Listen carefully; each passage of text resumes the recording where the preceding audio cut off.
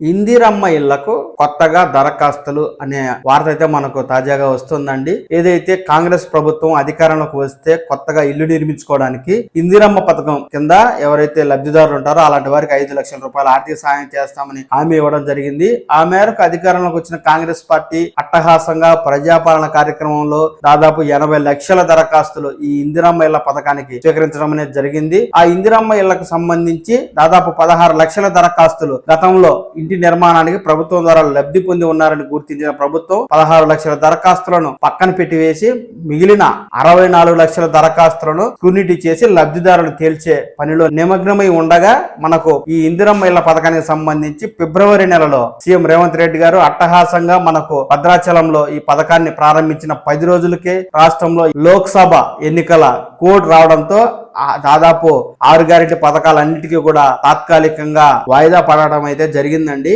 అయితే తాజాగా మనకు ఈ ఇందిరమ్మ ఇళ్లకు సంబంధించి ప్రజాపాలన కార్యక్రమంలో పెట్టుకున్న దరఖాస్తులు బుట్టదాఖలేనా, మళ్ళీ కొత్తగా దరఖాస్తు చేసుకోవాలా అనే అంశంపై తాజాగా సమాచారం అయితే తెలుస్తూ ఉంది. ఏదైతే నియోజకవర్గానికి 3500 లబ్ధిదారులను గుర్తించి ఆ మేరకు వారికి 5 లక్షల రూపాయలు ఆర్థిక సహాయం చేస్తామని రాష్ట్ర బడ్జెట్ సమావేశాల్లో రాష్ట్ర ప్రభుత్వం అయితే పేర్కొనడం జరిగింది. ఆ మేరకు మనకు బడ్జెట్ సమావేశాల్లో బడ్జెట్ ను కూడా ఈ ఇందిరమ్మ ఇళ్లకు కేటాయించడం అనేది జరిగింది. అయితే తాజాగా వస్తున్న వార్తల ప్రకారం మనకు ఆయా నియోజకవర్గాల్లో ఈ ఇందిరమ్మ ఇళ్ల లబ్ధిదారుల ఎంపిక పూర్తిగా ఆయా శాసనసభ్యుల మీదే ఆధారపడి ఉంటుందని అయితే తెలుస్తోంది. ప్రజాపాలన కార్యక్రమంలో ఇచ్చిన దరఖాస్తులు కాకుండా శాసనసభ్యులు మళ్ళీ కొత్తగా ఈ ఇందిరమ్మ ఇళ్ల పథకానికి సంబంధించి దరఖాస్తులు స్వీకరించి లబ్ధిదారులను ఎంపిక చేసే బాధ్యతనైతే తీసుకుపోతున్నట్టుగా అయితే తెలుస్తోంది. ఈ ఇందిరమ్మ ఇళ్ల పథకానికి దరఖాస్తు చేసుకునే ప్రక్రియ నిరంతరంగా ఉంటుందని, ఈ క్రమంలో ఆయా శాసనసభ్యులు మళ్ళీ ఇందిరమ్మ ఇళ్లకు కొత్తగా దరఖాస్తులు తీసుకుని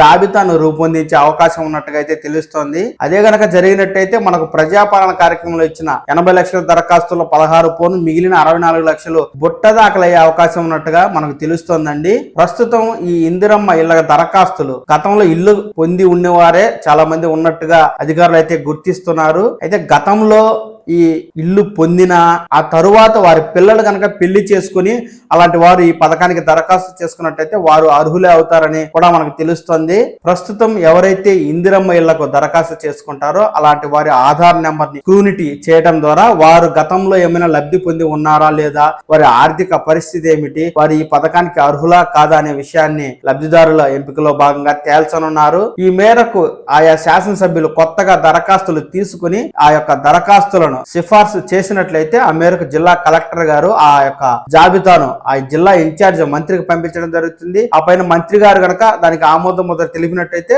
వారు జాబితా ప్రకారం లబ్ధిదారులుగా గుర్తించబడి ప్రభుత్వం నుంచి ఇందిరమ్మ ఇళ్ల పథకానికి 5 లక్షల రూపాయల ఆర్థిక సహాయం అయితే వస్తుందండి. ఈ మేరకు ఎవరైతే లబ్ధిదారులుగా గుర్తించబడతారో అలాంటి వారు బేస్మెంట్ వేసుకుంటే అధికారులకు తెలియజేయాల్సి ఉంటుంది. ఆ తర్వాత అధికారులు దాన్ని ఫోటో తీసుకుని ఆన్లైన్ లో అప్లోడ్ చేసి ఆ మేరకు వారం 10 రోజుల్లో 1 లక్ష రూపాయలను మొదటి విడతగా లబ్ధిదారుల ఖాతాలో అయితే జమ చేస్తారు. రెండో విడతగా గోడలు నిర్మించుకోవాల్సి ఉంటుంది లబ్ధిదారుడు. గోడలు నిర్మించుకున్న తర్వాత అధికారులకు తెలియజేసినట్లయితే అధికారులు వచ్చి మళ్ళీ ఆ యొక్క లబ్ధిదారుడితో పాటు ఇంటిని ఫోటో తీసుకోవడం జరుగుతుంది. ఆ గోడలు నిర్మించినటువంటి ఇంటిని ఫోటోని ఆన్లైన్ లో అప్లోడ్ చేసి రెండవ విడతగా 1 లక్ష రూపాయలను విడుదల చేయడం జరుగుతుంది. మూడవ విడతగా లబ్ధిదారుడైతే స్లాబ్ వేసుకోవాల్సి ఉంటుందండి.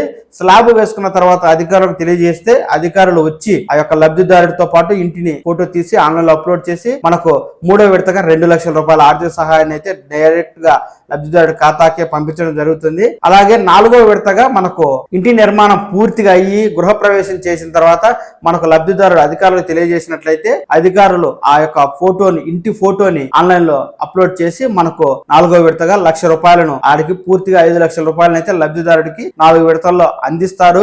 ఈ మేరకు లబ్ధిదారుల ఎంపిక పూర్తిగా ఆయా శాసనసభ్యుల మీద ఆధారపడి ఉన్న నేపథ్యంలో శాసనసభ్యుడు ఇతను లబ్ధిదారుడు అని గుర్తించి అతని పేరును జాబితాలో చేర్చినట్టయితేనే అది జిల్లా కలెక్టర్ వద్దకు వెళ్తుంది. ఆ పైన జిల్లా ఇన్ఛార్జ్ మంత్రి ఆమోదిస్తేనే మీరు లబ్ధిదారులు అవుతారు.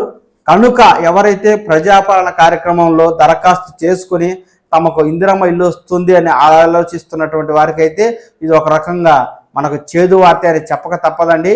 చూద్దాం, మనకు జూన్ 4వ తేదీన ఎన్నికల కోడ్ ముగిసిన వెంటనే ఇందిరమ్మ ఇళ్లకు సంబంధించి ఎటువంటి తాజా సమాచారం ఉన్నా వెంటనే నేను మీకు ఉన్నది ఉన్నట్టుగా తెలియజేస్తాను.